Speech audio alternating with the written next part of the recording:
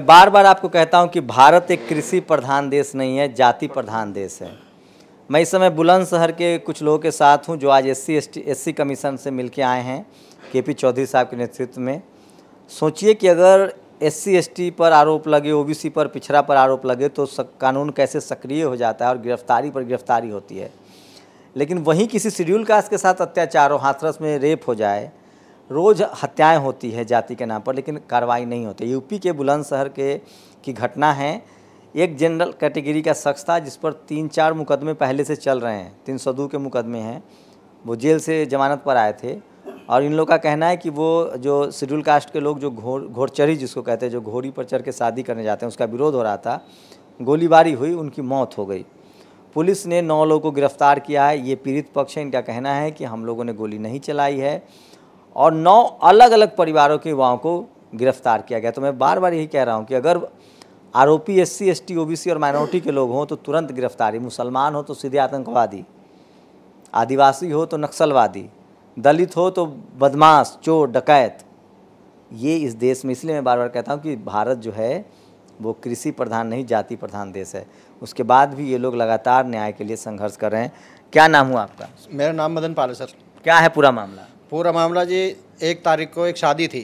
कहाँ? गांव गड़ाना में, बुलंदशहर। हाँ। 1 तारीख को शादी थी तो लड़के की घुड़चढ़ी हो रही थी और गांव में जाते जाते एक राकेश कुमार बुधपाल और ये बॉली और आपके कुकन, ये 4 भाई हैं। उनके घर के सामने जब घुड़चढ़ी पे लड़का दूल्हा जा रहा था तो राकेश ने गाली दी, जाति सूचक शब्द बोले और कहा कि बहन जो ढेड़ो तुमको होश नहीं आया, मैं मना करता हूँ मेरे घर के आगे कर घोड़ी पे चढ़ के नहीं जाओगे।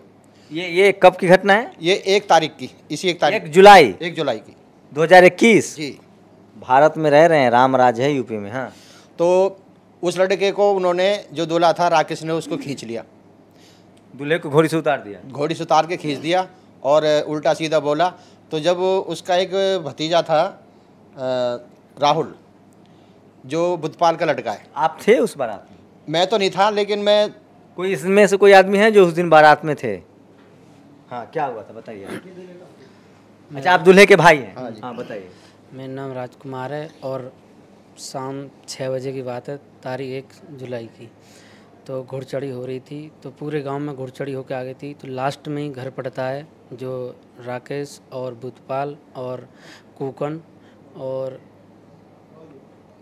बॉली, जो 4 भाई हैं। वो 4 भाई बैठे थे, मतलब हमसे बड़े हैं, तो हमने नमस्कार भी करा था, तो नमस्ते ली भी है बुधपाल ने। और उसके बाद क्या है, उनका लड़का खड़ा था राहुल, जो बुधपाल जी का लड़का, बड़ा लड़का है, वो लड़का खड़ा था। उसने गाली दी, गाली देने के बाद में उल्टा सीधा बोला डीजे के लिए बंद करने के लिए। तो हमने ये बोला भाई अब तो लास्ट है, मतलब जाके बंद हो जाएगा, मतलब यहाँ पे बस में ही बैठ के जानी बारात। तो वो इतने में ही लड़का है का ऊपर भग के गया, ऊपर से रिवॉल्वर निकाली, रिवॉल्वर पहली गोली उसने का डीजे में मारी है, राइफल, हाँ जो राइफल, और पहली गोली उसने डीजे में मारी है, दूसरी गोली है का दीवार में लगी है, तीसरी गोली जो क्या है, जो राकेश है उसने का, जो मेरे भाई जिसकी शादी थी निरंजन, उसको होकर पकड़ के नीचे खींचा है। उसको जैसे नीचे खींचा है और राहुल जो ऊपर से गोली मार रहा था, तो वो राकेश के हका सीधे सीने पे, मतलब सीधे। आप लोगों को पहले भी कोई धमकी मिली थी? नहीं, पहले 29 तारीख को शादी थी, मतलब है कन्या 29 जून को। तो उस शादी में भी है का वहीं पे उस लड़के को, दूल्हे को मारा भी है और उनके परिवार को भी मारा था उन्होंने। अच्छा, वो इसी 29 जून को? हाँ। उससे पहले भी कुछ तरह की वारदात कर चुके थे? हाँ, उससे पहले भी हुई थी वारदात। और उससे पहले 2-3 महीने पहले शादी थी सर्दियों में, उस शादी में भी डीजे बंद करवाया था उन्होंने। अच्छा, वो मतलब एकदम इस तरह डीजे बंद करवा देते? हाँ, और इसके डीजे बंद करने के लिए मतलब गांव के छोटे बड़े जो होते हैं अपने, वो सब बात करने के लिए गए थे। तो उन्होंने ये कह दिया था कि हमें कोई दिक्कत नहीं है और आप अपनी बारात चढ़ाओ, हमें कोई परेशानी नहीं है। फिर भी अभी क्या है आपके कितने लोगों पर एफआईआर दर्ज है? 9 लोगों के ऊपर हमारे के। वो सब शेड्यूल कास्ट के लोग हैं? हाँ, सब। एक ही परिवार से 9 लोग हैं, अलग अलग हैं? नहीं, जो मेरा भाई निरंजन जिसकी शादी थी वो है एक। अच्छा, आपका भाई जो शादी हुई, जिस दुल्हा था, वो जेल में है? हाँ। शादी हुई कि नहीं? नहीं, शादी नहीं हुई। और जो उससे छोटा है मेरा भाई किक्का, वो भी जेल में है। और एक हमारे मतलब आपके मतलब दूल्हे के कितने लोग जेल में हैं? 2 भाई हैं। दूल्हा समेत। अच्छा, आप ही अपना भाई है? हाँ, मेरे सगे भाई 2 भाई हैं। और कितने लोग? 7 दूसरे लोग जेल में हैं? हाँ, 7 लोग। एक ही गांव के अलग अलग परिवार के हैं? एक ही गांव के, एक ही मतलब परिवार, सबके अलग अलग परिवार है, सब शेड्यूल कास्ट के हैं मतलब। तो आप लोगों ने कोई कंप्लेन दर्ज कराई थी? उसके बाद आप लोगों ने कोई एफआईआर दर्ज कराया? पुलिस ने ली नहीं। नहीं, हम जब वहाँ का कोर्ट थाने में गए तो हमारे यहाँ का कोई एफआईआर ली नहीं उन्होंने मतलब। क्या नाम है आपका? मेरा नाम मदन पाल है जी। आप क्या करते हैं? मैं ड्राइविंग करता हूँ। तो आपको मतलब ये क्या वो जो मृतक शख्स है वो उसका क्या रिकॉर्ड था? वो तो जी अपराधी किस्म का आदमी था। 2 302 के मुकदमे भी हैं, एक 307 का भी मुकदमा है। वो तभी 2-3 महीने पहले ही 3 या 4 महीने पहले ही आया था जेल से। तो आप कभी गए इनके साथ थाने पर? थाना प्रभारी से मिले? थाने उधर रात को गए थे हम लोग, लेकिन हमारे वहाँ किसी ने सुनी ही नहीं। जो लोग गए थे वो भी बैठा लिए। आप क्या कहना? मेरा नाम प्रदीप कुमार अशोक है। मैं सामाजिक कार्यकर्ता हूँ बुलंदशहर में, और ज़्यादातर जो घटनाएं बुलंदशहर में होती हैं वो आजकल बहुत ज़्यादा घटनाएं हो रही हैं। और जो इस क्षेत्र की घटनाएं हैं वो वहाँ पर जो स्थानीय विधायक हैं वो भी उन्हीं की जाति से हैं। और जो वहाँ पर जो थाना प्रभारी को तो उन्होंने अभी 2 दिन पहले एसएसपी ने हटा भी दिया है। वहाँ पे वो त्रिपाठी थे, उनको हटा दिया है, दूसरे को वहाँ पे आया। 9 लोग जेल भेज दिए गए हैं इसमें। और वहाँ पर ये स्थिति है कि गांव के सब लोग भागे हुए हैं। और हम लोग, आपने जो पूछा, हम लोग एसएसपी साहब से मिले हैं, और पूरा समता सैनिक दल के भी कमांडर ये उमेश सिंह गौतम भी थे, और भी बहुत सारे लोग थे, सामाजिक संगठनों के लोग थे। लेकिन एसएसपी साहब का व्यवहार ऐसा था कि उन्होंने हमने हमारी बात ही नहीं सुनी। हमने कहा कि लोकतंत्र में संविधान लागू होने के बाद आज भी आप ये देखिए कि 70 साल बाद भी बारातें नहीं चढ़ने दी जा रही हैं, हम लोग घोड़ी से उतार के मार रहे हैं। तो उनका मतलब उल्टा जवाब था, उनका इस तरह से जवाब था कि मतलब एक संवैधानिक उसमें नहीं था जवाब। क्या जवाब? उनका जवाब ये था कि उनका ये कहना था कि उनका मर गया है, और जो है हमने कहा साहब वो तो बदमाश था। आपके सीओ ने भी स्टेटमेंट दिया है कि बदमाश था वो। क्या नाम है एसपी साहब का? ऐसे संतोष कुमार सिंह है। उन्होंने हम यूपी में अखिलेश यादव की सरकार थी तो एक खबर चली थी कि हर जगह एसडीएम यादव है। आज के डेट में यूपी में आप सर्वे कर लीजिए, चाहे वो डीएम हो, एसपी हो या एसएचओ हो, थाना प्रभारी हो, सब जाति विशेष के लोग। मैं बार बार कहता हूँ कि ये जाति, अगर पीड़ित एससी एसटी ओबीसी माइनॉरिटी के हो तो कार्रवाई नहीं होगी, क्योंकि कार्रवाई करने वाला अपनी जाति देखता है। ये तो थाना है साहब, एसपी डीएम की बात नहीं कर रहा हूँ। आप CBI, CAG, ED, income tax, अब तो सुप्रीम कोर्ट के चीफ जस्टिस ऑफ इंडिया पर सवाल उठ रहे हैं। मेरे साथ केपी चौधरी साहब हैं, जो आप सब जानते हैं, वो एससी कमीशन भी गए हैं इस एक नेतृत्व करते हुए। क्या सर, एससी कमीशन से क्या अपील किया आप लोगों ने? देखिए, आयोग के चेयरमैन विजय सांपला जी से पूरा प्रतिनिधिमंडल आज मिला। ये अशोक साहब बहुत ही अच्छे सोशल एक्टिविस्ट हैं और बुलंदशहर में वकील भी हैं और सभी समस्याओं पर बड़ा फोकस करते हैं। इनके नेतृत्व में ये डेलीगेशन आज यहाँ पर आया था। तो सुबह इनका टाइम फिक्स हुआ था, कल हमने टाइम फिक्स भी करवाया था और आज विधिवत रूप से मुलाकात हुई। आयोग के चेयरमैन ने तुरंत संज्ञान लिया, विषय की गंभीरता को समझा। उन्होंने रिटर्न फैक्ट्स पर डिस्ट्रिक्ट कलेक्टर बुलंदशहर और एसएसपी से इस पर जो है रिटर्न रिपोर्ट मंगवाई है।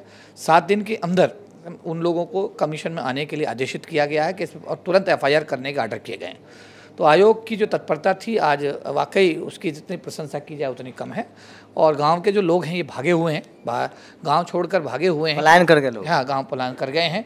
और निश्चित रूप से प्रजातंत्र में भारत के संविधान, बाबा साहब के द्वारा बनाए गए संविधान के रहते हुए इस तरह की जो स्थिति पैदा हो रही है, वो भी दिल्ली से लगे हुए, यानी देश की राजधानी दिल्ली से लगे हुए जिले बुलंदशहर के अंदर अगर ये स्थिति है, जहाँ पर एससी एसटी बहुत जागरूक है, जहाँ पर एक अच्छा भाईचारा भी है, उसके बावजूद भी चंद जो कुंठित मानसिकता के लोग हैं, छोटी मानसिकता के लोग हैं, दूषित मानसिकता के लोग हैं, वो अगर इस देश का माहौल, इस प्रदेश का माहौल, बुलंदशहर जिले का माहौल ख़राब करने की ऐसी कोशिश करते हैं, तो उनकी जितनी भी निंदा की जाए कम है। और मैं जिला प्रशासन यानी एसएसपी बुलंदशहर से और जिला कलेक्टर बुलंदशहर से ये कहूँगा कि तुरंत जो है हमारे जो समाज के लोग हैं, यानी अनुसूचित जाति समाज के जो लोग हैं, उन लोगों की चढ़ती हुई जो बारात थी उसके अंदर आकर के एक बदमाश जिसका क्रिमिनल रिकॉर्ड है, उसने आकर के वहाँ पर विघ्न पैदा किया, उसने वहाँ पर आकर गोलीबारी की है।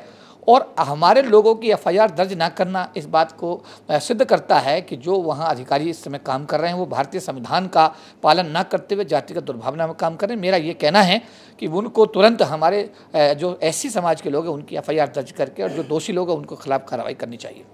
मैं फिर कह रहा हूँ, इन्वेस्टिगेशन हो, प्रॉपर इन्वेस्टिगेशन हो, जो भी दोषी हो उसको सज़ा मिले। लेकिन कल्पना कीजिए कि अगर मरने वाला कोई शेड्यूल कास्ट से होता तो क्या ये कार्रवाई होती?